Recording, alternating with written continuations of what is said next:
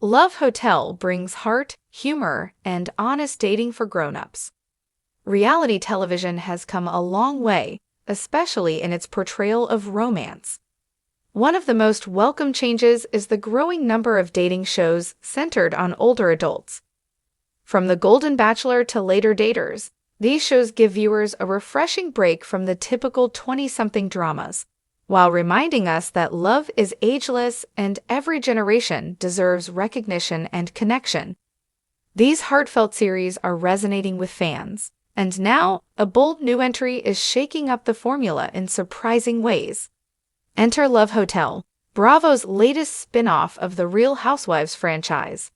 The show brings together four iconic personalities: Luann de Lesseps, Gizelle Bryant, Shannon Beador, and Ashley Darby, at a luxurious resort in Mexico, where they're invited to meet and connect with a group of eligible, mature bachelors. Right from the first episode, Love Hotel offers hints of the engaging drama that made each of these women household names. But beyond the glamour and spirited conversations, the show introduces a meaningful shift. It highlights that people over 50 still experience the full spectrum of dating: uncertainty, excitement, vulnerability, and yes, even complications. By portraying these authentic moments, Love Hotel quickly sets itself apart as one of the more honest representations of later-in-life romance. Who's checking into the Love Hotel? While the cast of Love Hotel may skew younger than The Golden Bachelor, the show still takes an important step toward reshaping how romance is shown on TV. The entertainment industry has long overlooked people over 35 as romantic leads, especially women. That's what makes the show quietly radical. Unlike other age-focused dating shows that lean heavily into sweetness and sentimentality, Love Hotel embraces the full reality of relationships, from emotional connections to personality clashes. This isn't a show that shies away from tough conversations or complex dynamics.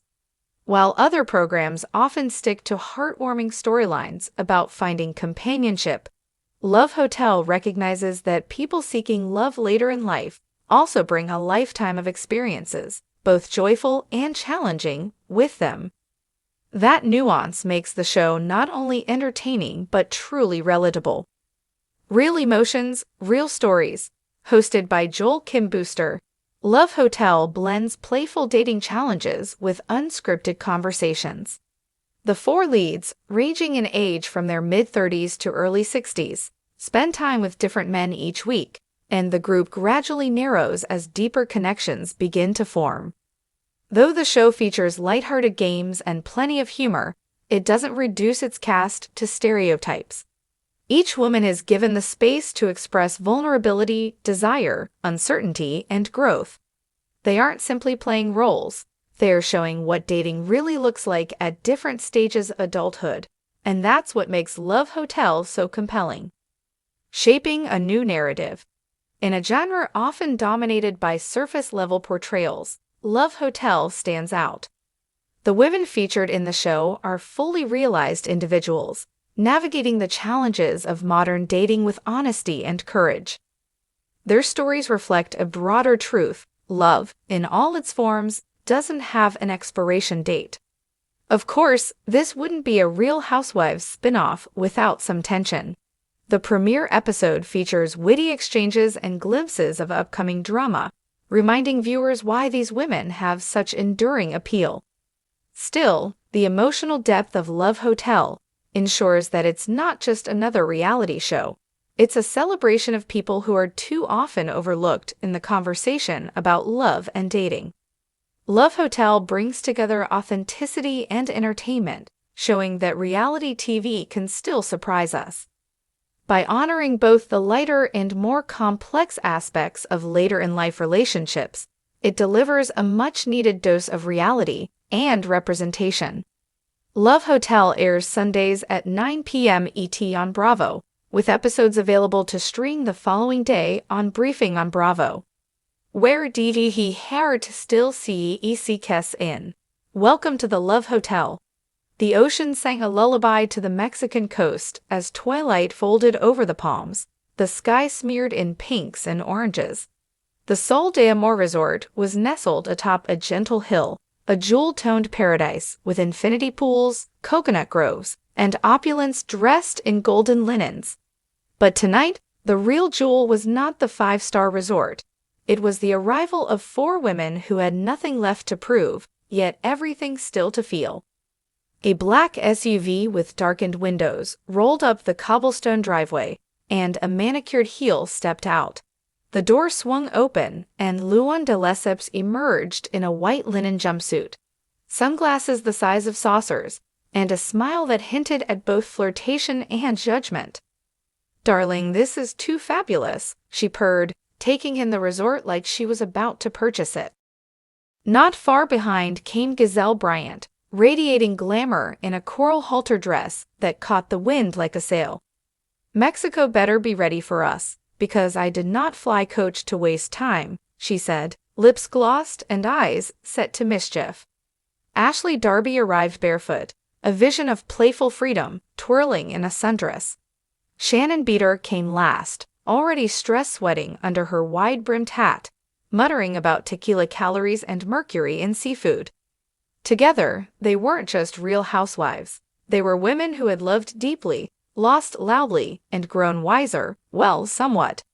They were also the inaugural guests of Love Hotel, a bold new show designed to rewrite the rules of dating in midlife.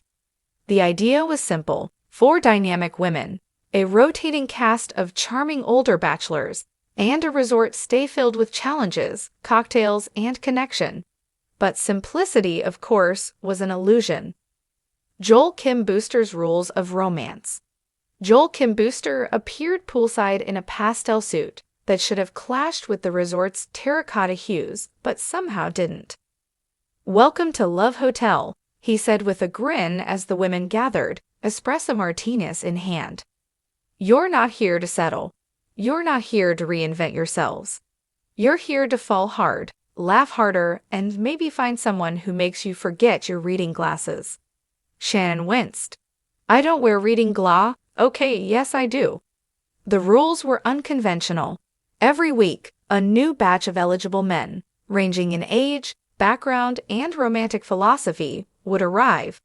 The women would go on both one-on-one dates and group activities. They could send men home, invite them to stay longer, or, get this, check themselves out of the process if things got too real. "Love isn't just for the young and smooth-skinned," Joel said. "It's for anyone with a heartbeat and a willingness to text back." The first guests. As the sun dipped behind the horizon, the first group of bachelors strolled in. There was David, 57, a jazz pianist from Chicago who walked with rhythm and winked like he was born flirting. Ruben, 63, a retired aerospace engineer with an unexpected talent for salsa dancing. Marcus, 42, a therapist from Atlanta with dimples deep enough to inspire poetry.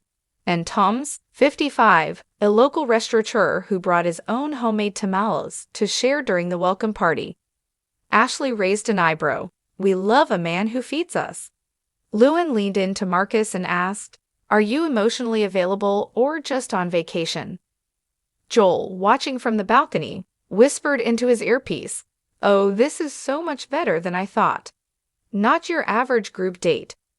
Day 2 brought the first challenge, Love Through the Lens, a photography competition where the women and their dates would capture images of each other that revealed their emotional truths. Luan paired with David, who photographed her against a mosaic wall, the sunlight bouncing off her skin like champagne. "You see me as I want to be seen," she said. "That's rare." Ashley teamed with Toms and found herself laughing as he stood barefoot in the ocean, holding a conch shell like a phone. "Say queso," she yelled, snapping a photo that somehow caught the exact moment his smile crinkled his eyes. Shannon, to her surprise, had fun with Ruben. He showed her how to use the manual settings on the camera, gently guiding her hands. "You're very patient," she said. "I raised 3 daughters," he replied. "You learn." Gazelle paired with Marcus. Their chemistry simmered, but something cautious flickered in his gaze.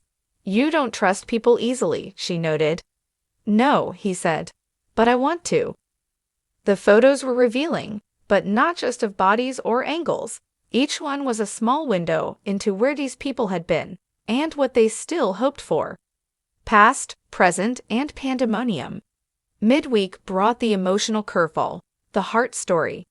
Each woman was asked to present one item from her past, an object, a photo, a letter, that shaped her idea of love. Luan chose a wedding ring, not hers, but her mother's. She told me once that being in love is about choosing someone every day. That stuck with me, even though I've failed at it more than once. Ashley presented a lullaby CD she made during her first pregnancy. I thought motherhood would make me less desirable. Instead, it made me more fierce. Gazelle, always poised, brought out a voicemail from her ex-husband. It was casual, mundane even. This is the last time he sounded like my best friend, she said.